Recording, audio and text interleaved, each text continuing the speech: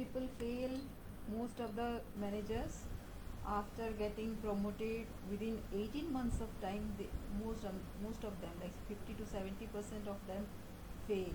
Why? Do you know why?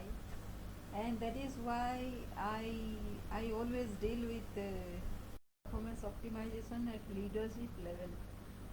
After say 8 to 9 years of work experience, most of the people get promoted to a leadership position. They usually get to handle a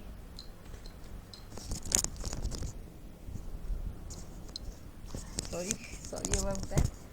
So most of the people are who have worked for say 8 years of time, they get to be promoted to a leadership position, and 50 to 70% of them actually fail within 18 months of their assuming the leadership position. Why? Do you know? And it is a very stark kind of reality which the leadership level faces, and I come across people who actually are sad about being at leadership positions, and that has been very very surprising for me.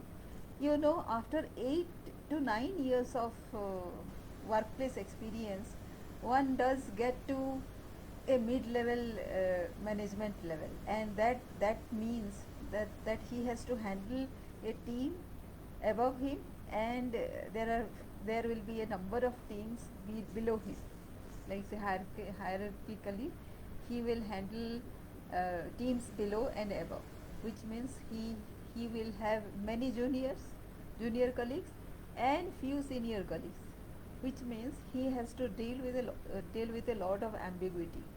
And of course every human being intends to do something very great, but if it is sorry, if it doesn't reflect in his work, in his actions, then this intention is no good, right? What is the intention if nobody gets to know about it? We speak about having effective communication skills so much, which is of course is true, because if you are not able to execute something, at least you communicate about it. What is the intention? And it is a strict no no to keep it into yourself. If you have big if you have a big vision, then that vision needs to be circulated in the team member. That is the first task that one needs to do.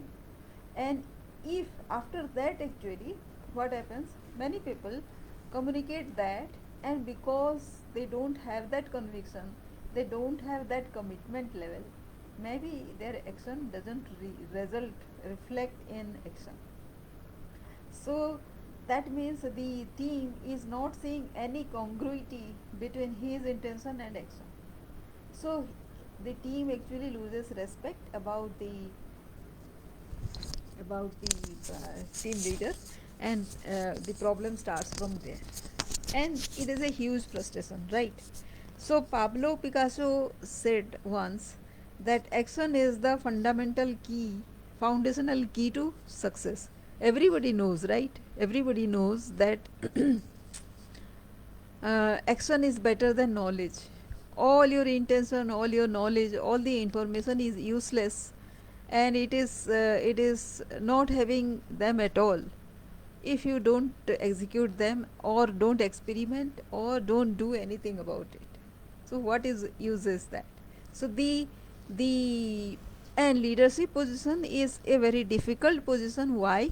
Because it involves people, it involves being a person who actually elevates his colleagues to a superior position. He has to show his team members into a bigger position than they actually are, which means that just a few words, like say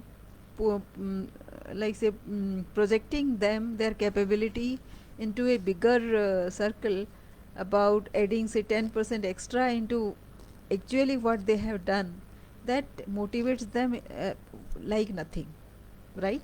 So uh, if they haven't done it already, they will do it tomorrow.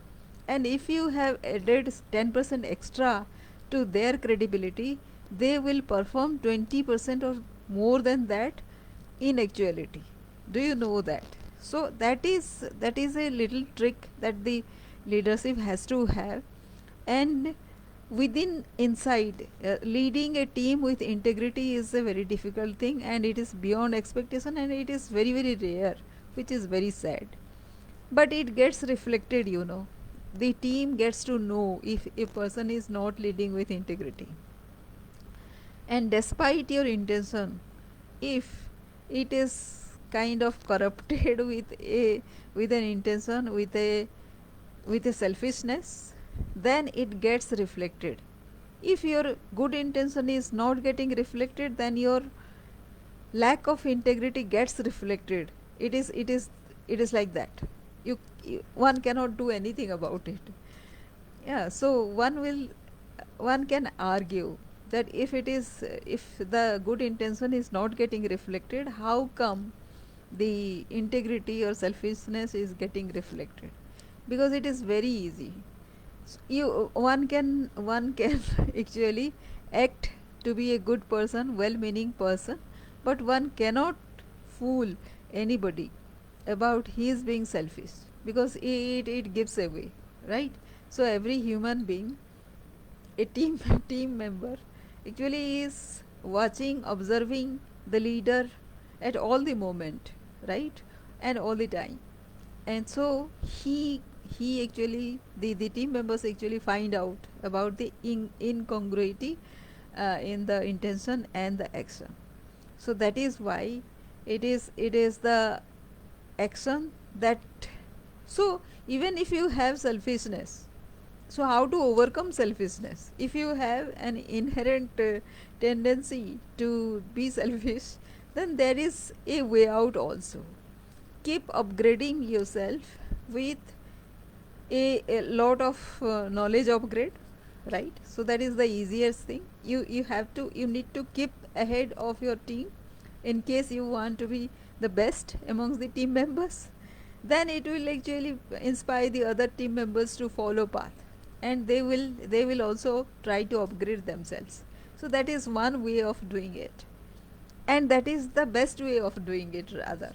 So you set an example, set a precedent, and ask your team members to follow. That way what happens, you do something at least. So you take action, right? You take action to get ahead. And by getting ahead, by being in a leadership position, by being in a step ahead of your team members, that establishes your leadership, right? And also your team members will follow. So that is why it is not intentions, it is the actions that matters, and that makes a leader a leader. uh, like say, when you don't have the leadership quality, actually you don't lose your job or you are not demoted. It is nothing like that, but it is just the disengagement of your team with whatever you are doing. So that actually hurts. It hurts, right? So leaders, whoever is 8 plus years of experience and are in a leading position, pay heed to your intention and start taking action. And if this helps you, then please like the video and also the channel. And in addition, to discuss more about this, I have a Sunday webinar at 12 noon. You can ask me for the link and we can deliberate over that a little further. Thank you.